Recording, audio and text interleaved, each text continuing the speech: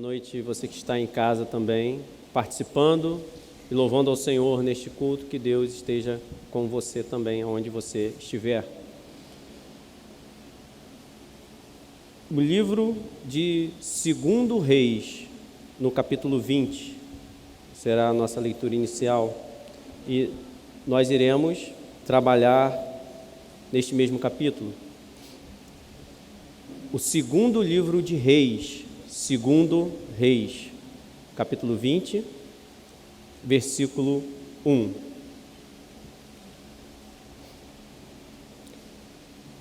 Vou ler somente o final desse versículo. Assim diz o Senhor: põe em ordem a tua casa, porque morrerás e não viverás. Eu pergunto para você que está em casa, você que está aqui conosco, o que você faria se você soubesse que iria morrer em breve? Com certeza. O que você faria se você soubesse que iria morrer hoje? O que passaria na sua cabeça nesse momento?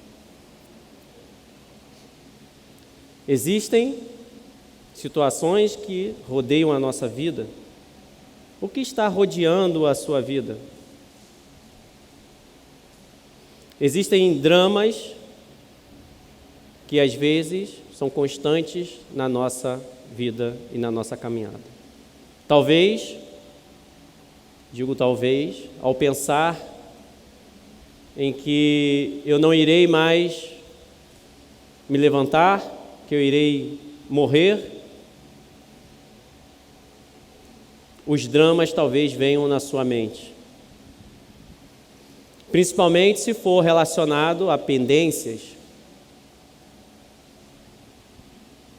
Quando existem outras pessoas que você ama e essas pessoas estão envolvidas,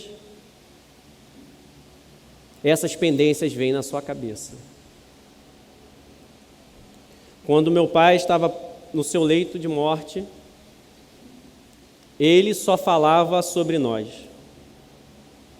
Dá para pagar as contas com isso aqui? Tem isso aqui que você pode administrar? Eu tinha 15 anos de idade. Mas, quando meu pai começava a falar, pai, para com isso. Não quero, até porque é desagradável. Sim ou não? É muito desagradável. Já fazem mais de 25 anos, quase 30 anos que isso aconteceu. E eu me lembro das palavras do meu pai quando eu mandava parar de falar sobre aquilo ali. Então, pessoas que estão no leito de morte, ou que sabem da morte certa, próxima, vêm situações que te causam determinada preocupação. E preocupação com a nossa família, normalmente, é o que mais fica latente dentro do nosso ser. Preocupação com aqueles que nós amamos, nesse momento, irão arder numa normalidade. Mas é possível que o nosso coração também não esteja tão bom. Que nós venhamos a pensar somente em coisas imediatas, ou que nós perderemos porque é um bem que nós temos, algo que nós valorizamos, algo que nós não desfrutamos. Algumas pessoas que sabem que eu tenho o meu Santana podem pensar, Alfredo vai pensar no Santana, com quem vai ficar, vão destruir o carro, que o Beto teve tanto trabalho ali, é o segundo pai. O que vai acontecer com essa construção? Irão explodir o carro? Irão vender? Irão acabar? O que você precisa colocar em ordem? Talvez essa seja a coisa mais importante que você precisa pensar nesse momento. O que você precisa colocar em ordem? Qual parte da sua vida que reflete na sua família que precisa ser colocado em ordem? Com o seu pai, com a sua mãe, com a esposa, com o esposo, com o seu filho, com a sua filha. O que precisa ser colocado em ordem? Quais são os dilemas que você está enfrentando? Quantas pessoas sozinhas nós não temos nesse mundo, neste momento, e às vezes no meio de nós? Quantas decisões erradas nós tomamos que afetam a nossa família, ou que afetaram, que vêm afetando, mas decisões que afetam aqueles que nos rodeiam?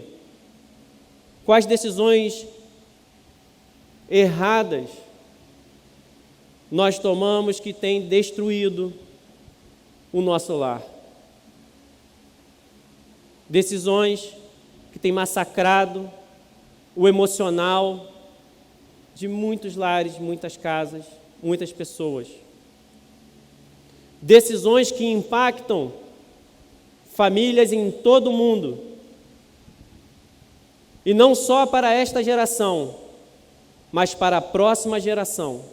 Não só nessa nação, mas para outras nações. As decisões que a Igreja do Senhor tomar no Brasil terão efeitos nas gerações seguintes, para os fins, para o final dos tempos.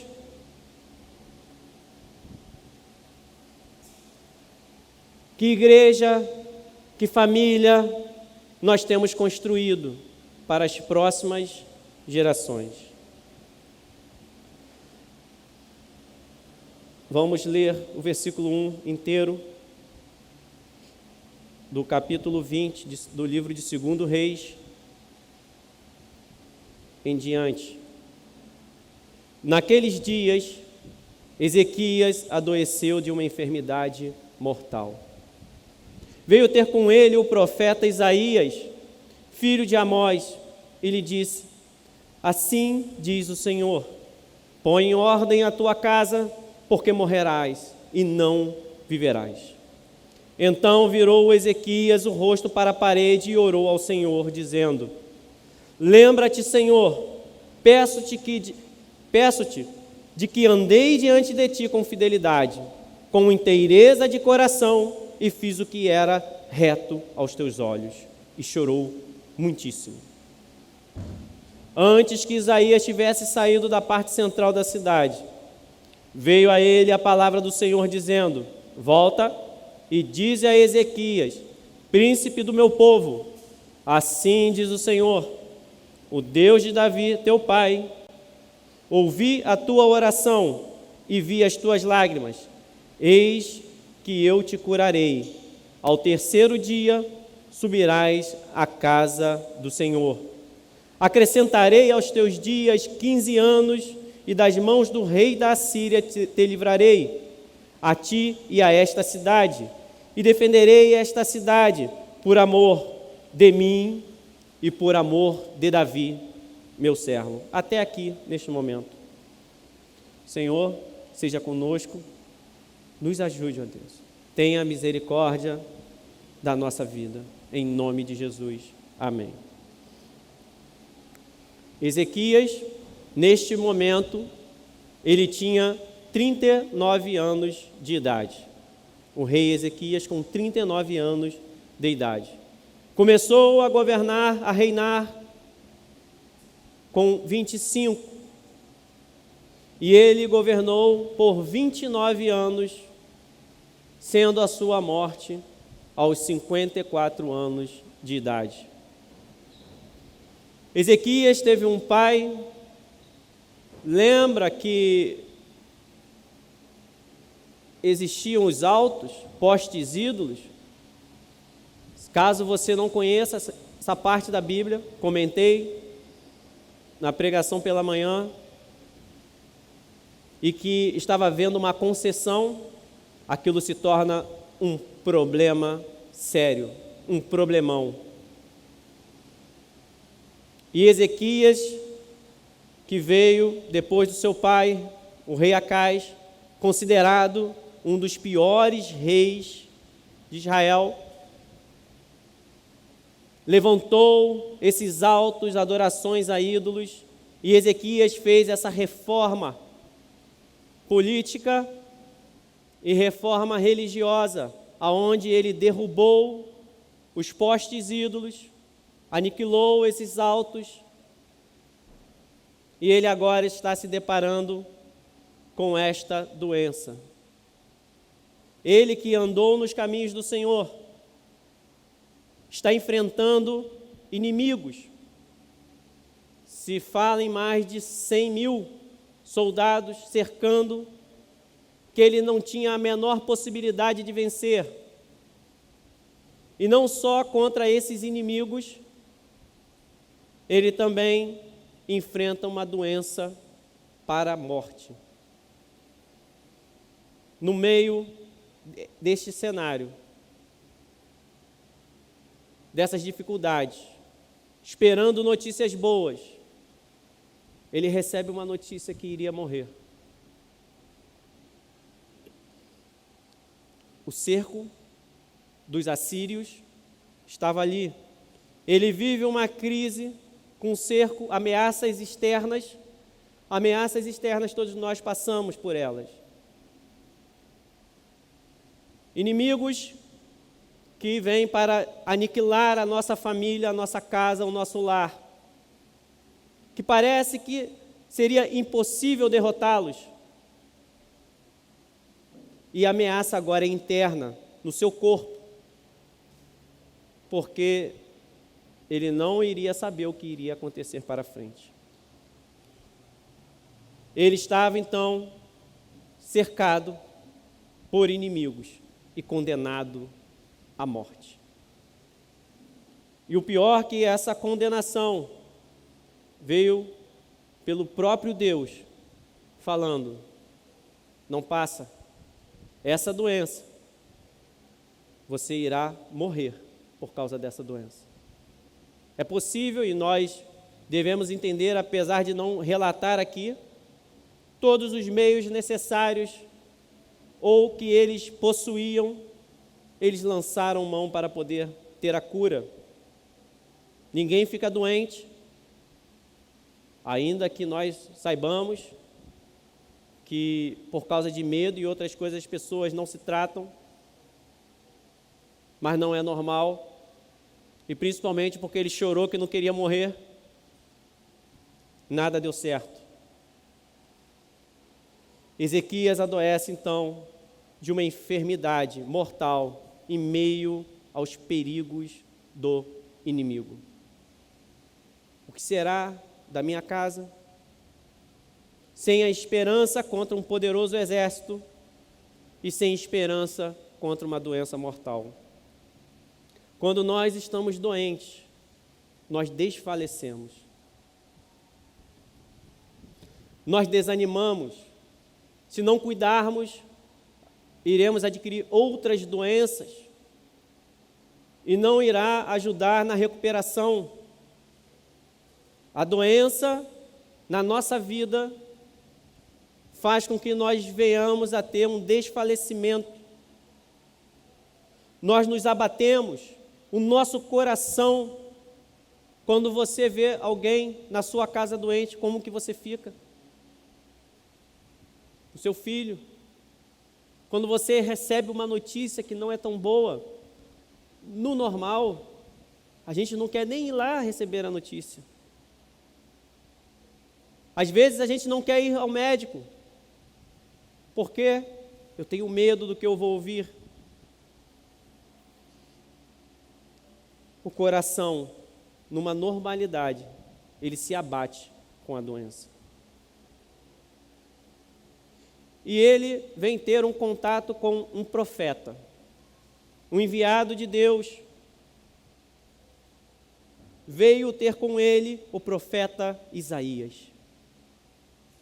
Então, o contato com o profeta significa o contato com a palavra de Deus. A necessidade da nossa família é suprida por Deus através da sua palavra. Deus nunca desampara os seus, mas exige coragem. Exige que nós tenhamos os nossos ouvidos atentos, o nosso coração disponível para ouvir, para entender, para receber, para aceitar. A palavra de Deus é representada por esse profeta, contato com o profeta. E esse profeta diz uma palavra para ele: põe em ordem a tua casa. O pouco tempo é a urgência que nós devemos ter em nosso lar. A palavra de Deus para nós hoje é: ponha em ordem a tua casa. Para quando? Ontem. Quando eu tenho que aceitar o Senhor Jesus na minha vida, no meu lar e na minha casa. É para ontem. É urgente. No tempo de Deus, Deus respeita as nossas decisões, mas a chamada do Evangelho é para ontem. É feita para nós tomarmos uma posição hoje, agora, urgente. Põe em ordem, você tem pouco tempo. É urgente. O Senhor sempre nos desperta para a necessidade que nós temos. Sempre nos desperta. Então essa palavra, ainda que vai morrer, mas ele traz algo muito importante. Cuide da tua casa, coloque em ordem aquilo que é da tua responsabilidade, porque é urgente que faça. Pare de dar importância para as outras coisas secundárias. O Senhor está nos chamando para dar importância para aquilo que Ele coloca diante de nós para nós resolvermos e dizendo: faça. O pouco tempo não é o mais perigoso. O mais perigoso é não colocar em ordem a nossa casa. Morrer é ruim, mas a desordem agrava a morte. Aí vai ser péssimo morrer. O Senhor sempre nos desperta. Morrerás e não viverás. Ouvir isso é ruim. Mas o Senhor está falando: faça logo. Não demore mais. Não espere para a próxima semana. Não deixe para depois. Vigie e assuma o seu lar. Assuma a sua casa. Assuma a sua família. Não pare de dobrar o joelho diante de Deus. Desligue a TV, as novelas, a Netflix, as séries. Dobre o joelho. Isso não importa, não vai trazer vida. Coloque em ordem, é momento de colocar em ordem a nossa vida. A sua família é mais importante. A tua casa é mais importante. Desperta, vigie e assuma a sua casa. Hoje é tempo de nós cuidarmos do nosso lar. Hoje é tempo de você cuidar do seu lar. E cuidar do lar é tudo, inclusive colocar o Senhor, principalmente, em primeiro lugar. Os seus filhos precisam ver que Deus está em primeiro lugar na sua vida. Vocês precisam passar isso para eles. A sua fé é importante para eles, para sua família. A sua fé é importante para você, mas para os seus também, para quem te rodeia. Gerações podem ser impactadas por uma pequena decisão de adorar, de servir, de se curvar, de colocar em ordem a sua família. O que nós faremos então com uma notícia ruim? O que fazer com uma notícia ruim? A Bíblia diz que Ezequias virou o rosto para a parede, no versículo 2 e 3. Ele orou, fez as suas declarações e chorou. Orar, chorar e se voltar totalmente a Deus. É o que nós devemos fazer quando nós recebemos notícias ruins. Ore, chore e volte-se totalmente a Deus. Num outro momento de oração, Ezequias exaltou o Senhor. Aqui nós já vemos que ele está com problemas. Porque ele leva o seu choro diante de Deus, não mais exaltando a Deus, não mais glorificando a Deus, mas ele agora fala de si mesmo. Ele coloca os feitos dele como motivação para Deus fazer o que ele está querendo. Às vezes nós somos assim, murmuradores diante de Deus também. A nossa oração é como uma murmuração. Por que está fazendo isso, Senhor? Sou fiel, não mato, não roubo, não uso drogas, não sou como a prostituta.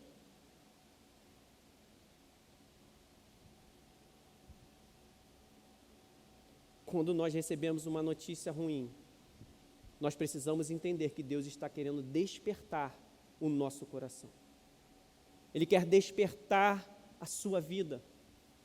Ele quer uma posição sua. Pense que Deus pode estar querendo despertar você.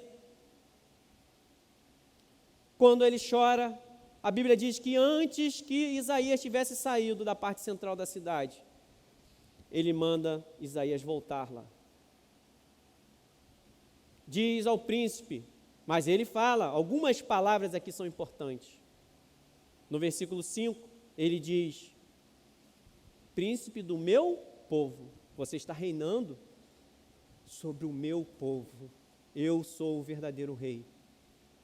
Ezequias, eu sou o verdadeiro rei.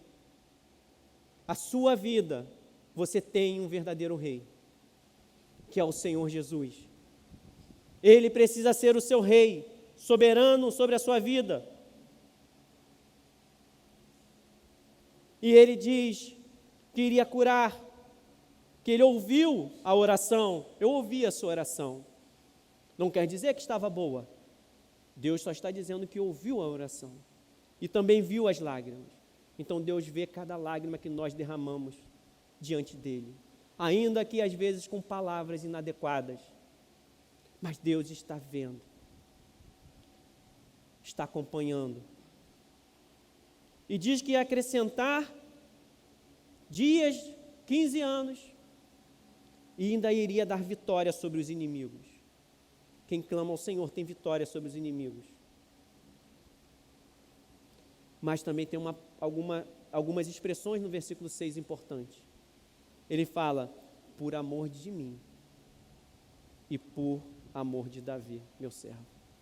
Promessa que eu fiz, eu vou cumprir. Isso é importante.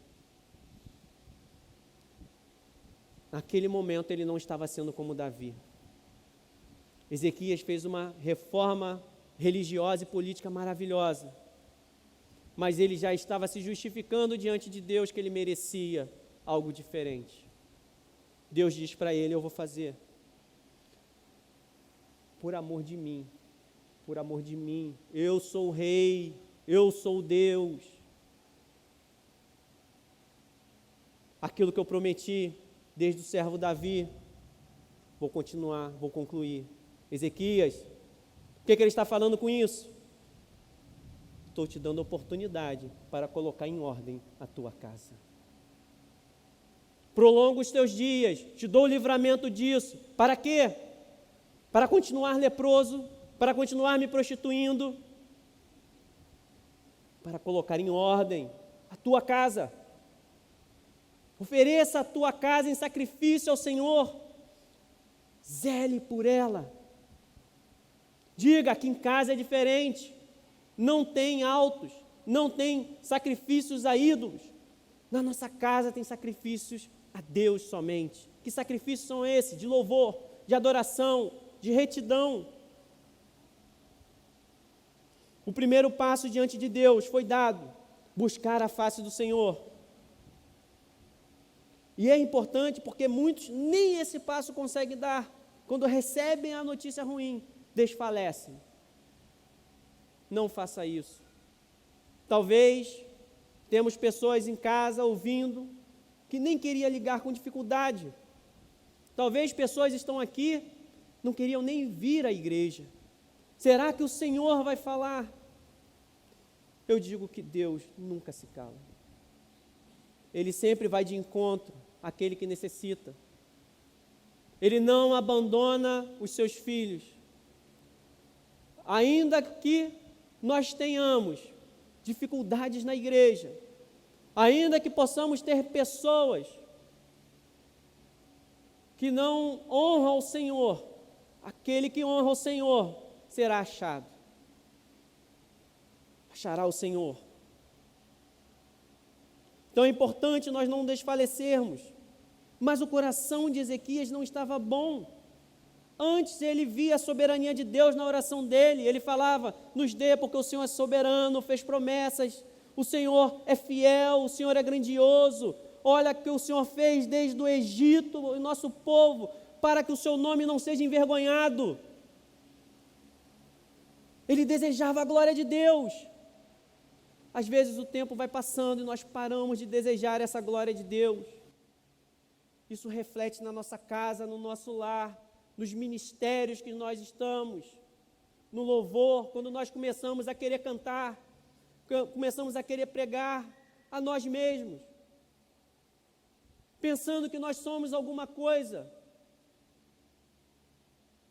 Por mim mesmo eu nem estaria aqui, porque eu era ateu e não queria saber de Deus, impenitente, insolente, indigno. Eu não amo o Senhor por mim mesmo, mas é o Senhor quem provoca esse amor dentro de nós. Responda favoravelmente ao chamado de Deus. Ele te chama para ser igreja. Ele fundamenta o seu pedido na sua própria devoção. E mesmo assim Deus responde com misericórdia. Cura e dá livramento para ele. Promete cura para ele, diz, vou curar 3 dias, suficiente, vai voltar curado. E livro dos inimigos, você e todo Israel.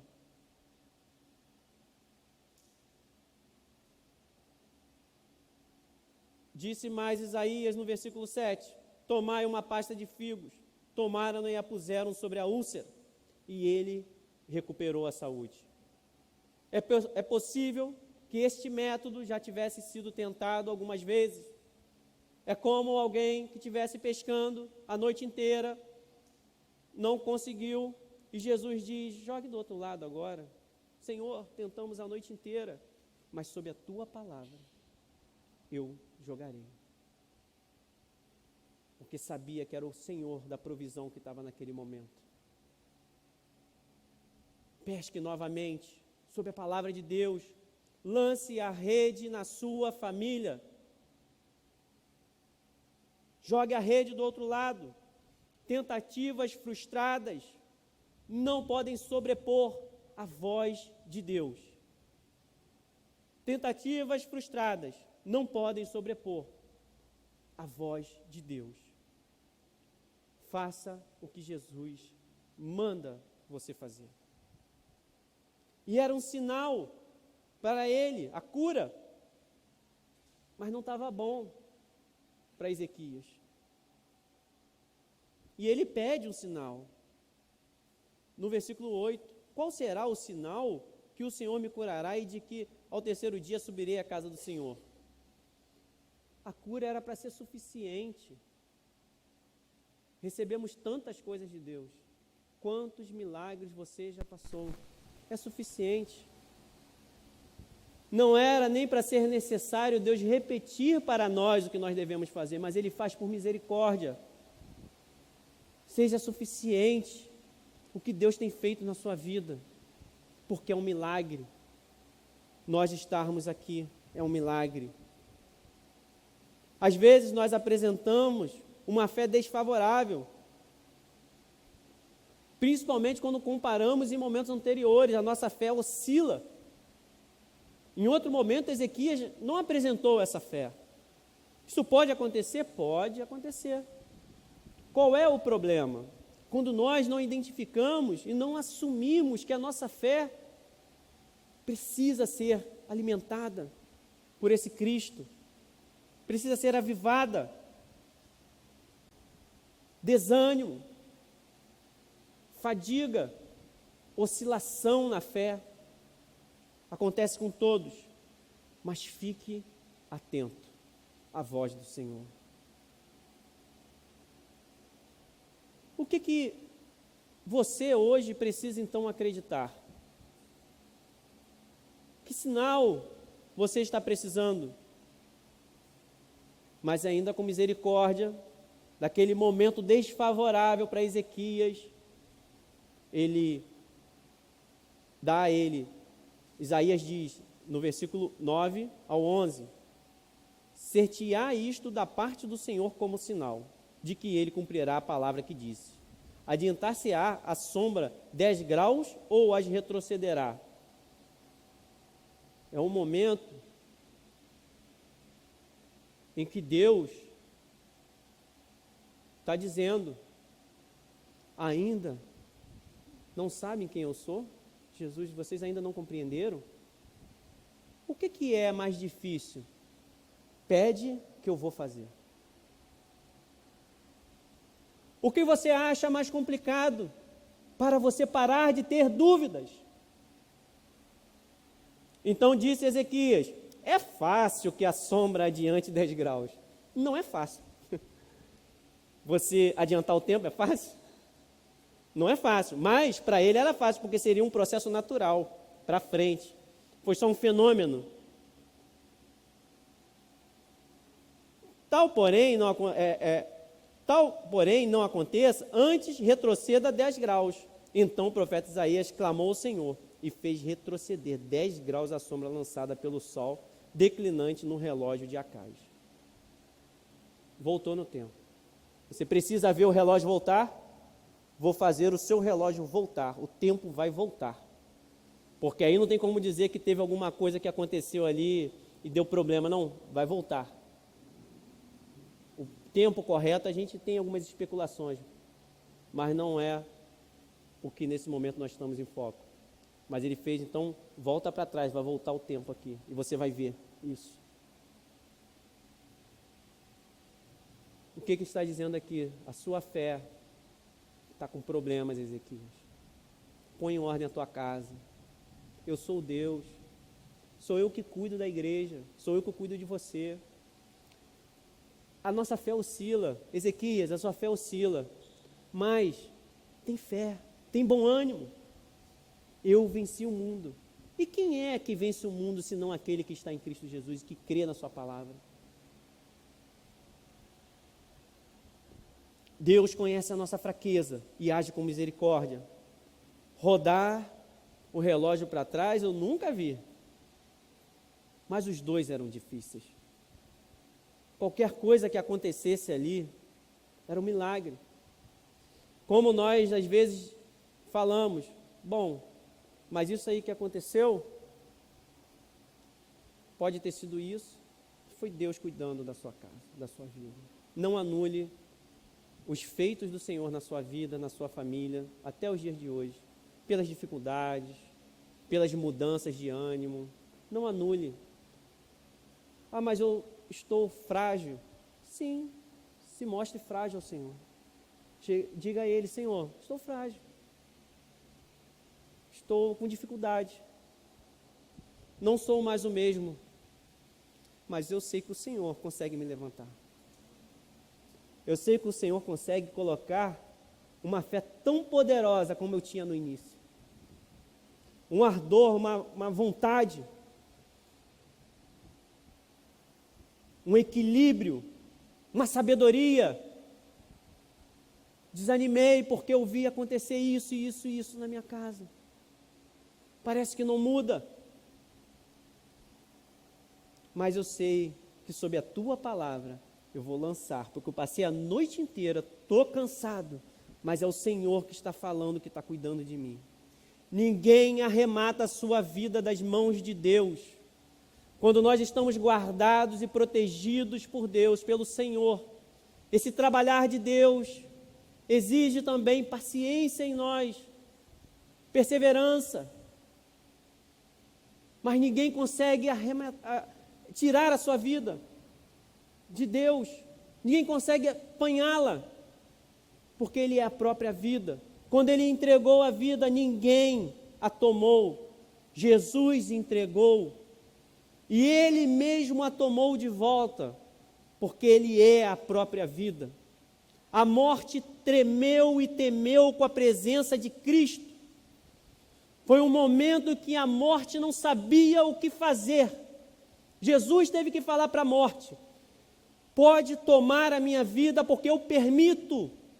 Esse é o Jesus que nós servimos. Eu permito que a morte toque em mim. Não fique com medo, morte. Venha, porque eu destruirei as obras da morte. Nós somos indagados: aonde está o nosso coração? No versículo 14 e 15, Isaías, o profeta, veio ao rei Ezequias e lhe disse: quem foi aqueles homens que disseram de onde vieram a ti? Porque o rei Ezequias foi curado. Diante desse milagre, as pessoas ao redor, a derrota dos inimigos, vamos fazer alianças. Aliança seria outro tema. Alianças indevidas. E ele permitiu que a Babilônia entrasse, aqueles que foram enviados. E ele mostrou tudo o que ele tinha, o reino todo. Isso era comum para quem queria fazer aliança. Vejam o poder que eu tenho. Eu me lembro às vezes de Israel, que hoje, com a comunicação com tudo, não adora esse Deus, não exalta esse Senhor. Isaías pergunta: de onde vieram? De uma terra longínqua vieram, da Babilônia. No versículo 15, perguntou ele: que viram em tua casa? Respondeu Ezequias: viram tudo quanto há em minha casa. Coisa nenhuma há nos meus tesouros que eu não lhes mostrasse. Era para vocês, era para nós mostrarmos a glória de Deus. Aqui, eu estou vivo porque o Senhor me salvou. Dentro do meu palácio não tem nada meu, é tudo de Deus. Deus que me deu a minha família, é um milagre do Senhor. Dentro da minha casa não tem nada que seja meu, senão do Senhor. Mas foram os tesouros que ele tinha. Foi como uma sentença para ele. A glória de Ezequias que foi demonstrada para os viajantes. Os povos ouviam que Deus estava fazendo pelos de fora.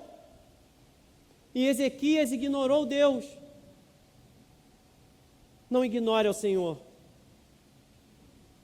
Não ignore os feitos do Senhor. Às vezes, nós estamos fracos. mas nós não podemos ignorar os feitos do Senhor.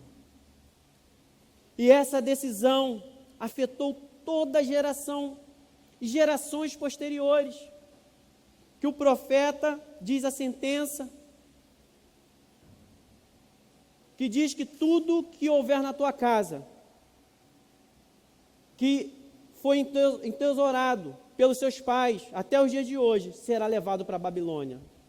Não ficará coisa alguma, disse o Senhor. Dos teus próprios filhos que tu gerares, tomarão para que sejam eunucos no palácio do rei da Babilônia. Não poderiam mais ter filhos. Dos milagres extraordinários que Deus fez na vida de Ezequias, o que faltou? Ezequias colocar em ordem a sua casa, a sua vida, o seu interior.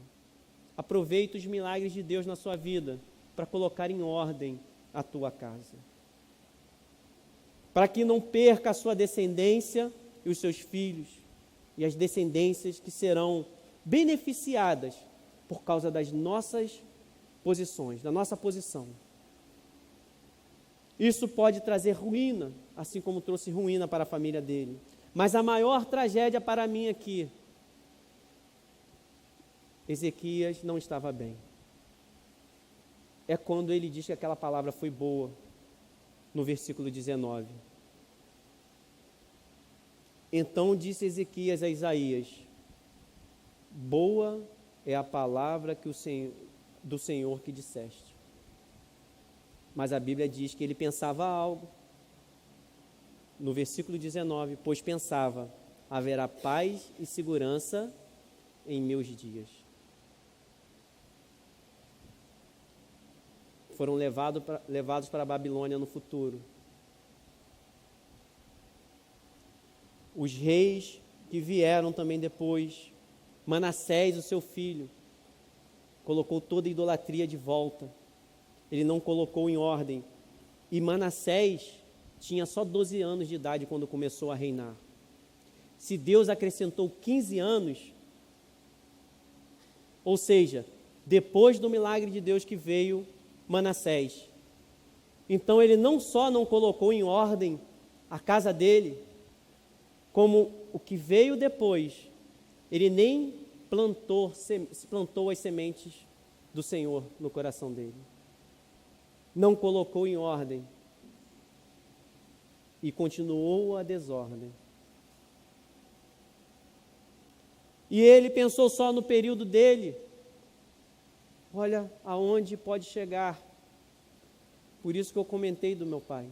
Mesmo sensação com tudo que ele via, a morte, como que pode chegar num ponto de não pensar nos próprios filhos, na própria casa? Uma atitude egocêntrica, impenitente. A satisfação que a tragédia viria só para os seus descendentes. Estou me lixando, desculpe a expressão. Ainda bem que nesse período vai ter paz. Não pare nessa paz. Entre em guerra. Entre em guerra com você mesmo. Entre em guerra com o seu coração. Não permita esse comodismo, essa apatia, essa frieza espiritual dominando o seu lar. Que os seus feitos estejam diante de Deus, proclamando a glória do Senhor.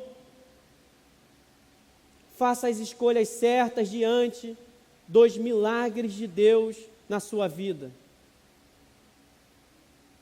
Nações, municípios, ao nosso redor, ao nosso estado, gerações futuras, outros países, você pode fazer parte da história de impacto, de salvação entre as nações perdidas, porque você colocou em ordem a sua casa. Diante da idolatria, diante de lugares perdidos, de pessoas aderindo e festejando o pecado, a sua geração é como uma flecha que você atira e ela vai no alvo. E Cristo é pregado, e Cristo é vivido, e famílias são salvas, libertas.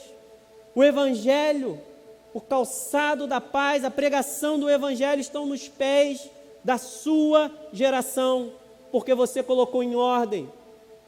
Você disse: Senhor, é verdade, estou apático, estou frio, estou desanimado, estou com medo, mas busquei força e ânimo no Senhor.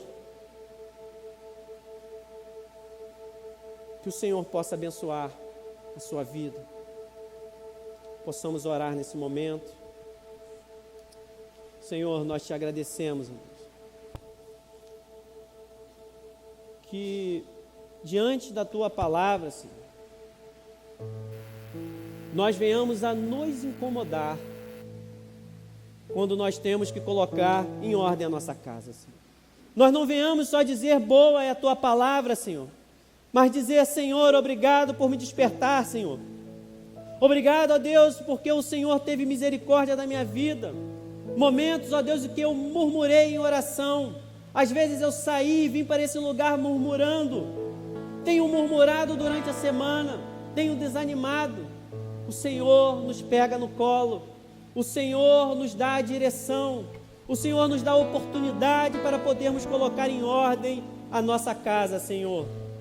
Este mês, ó Deus, que nós estivemos aqui tratando sobre famílias, protege, cuida, dê, ó Deus, o teu Espírito Santo sobre cada um, intrepidez, coragem, ó Deus, para que venha suportar e caminhar, Senhor, para que venha entender os teus propósitos e viver debaixo da tua palavra, ainda que estejam cansados com os seus braços, lançaram a rede a noite inteira, a semana toda, o ano todo, e não pescaram nada, mas sob a tua palavra, que eles lancem a rede para entender que eles são teus, e que terão e colherão frutos, e que terá uma grande pesca, Senhor, vidas salvas, família, ó Deus, reta diante de Ti. Às vezes nós pensamos, não conseguimos alcançar esse patamar, esse padrão, Senhor, e nós não conseguimos mesmo, Senhor, que cada um aqui saiba disso, mas através da Tua palavra,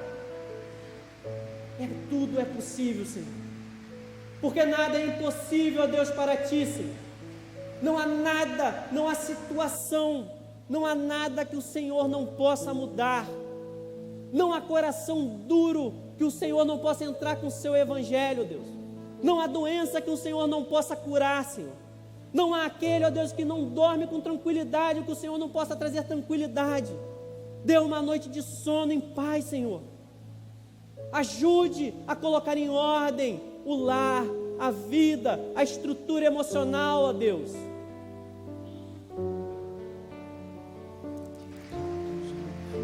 Flores transbordam meu coração, a minha vida eu entrego nas tuas mãos, meu Senhor, pra te exaltar com todo meu amor. eu te louvarei. Eu te louvarei conforme a tua justiça, e cantarei louvores, pois tu és Altíssimo, celebrarei a ti, ó Deus, com meu viver. Cantarei com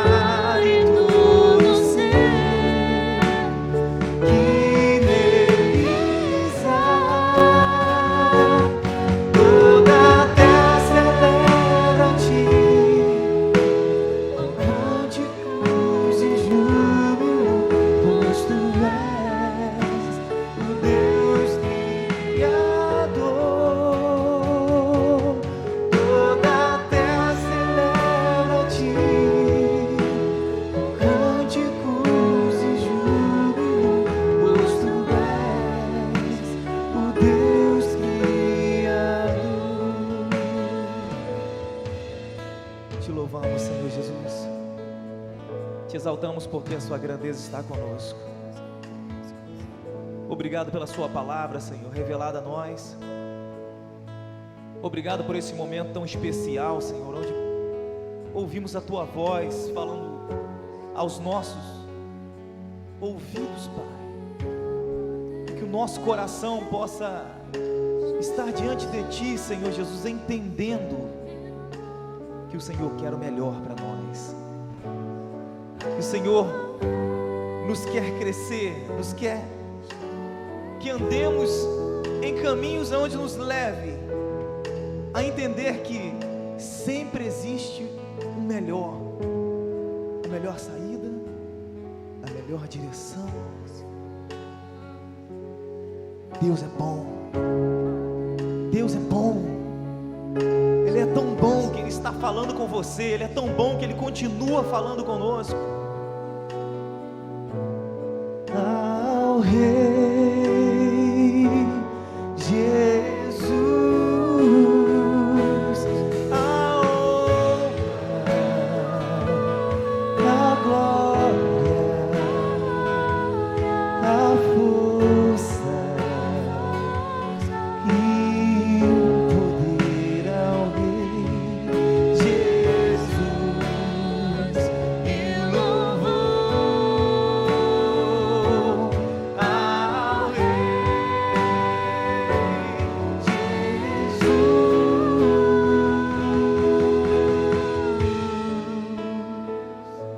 Obrigado, Jesus. Obrigado por sua maravilhosa presença, Pai.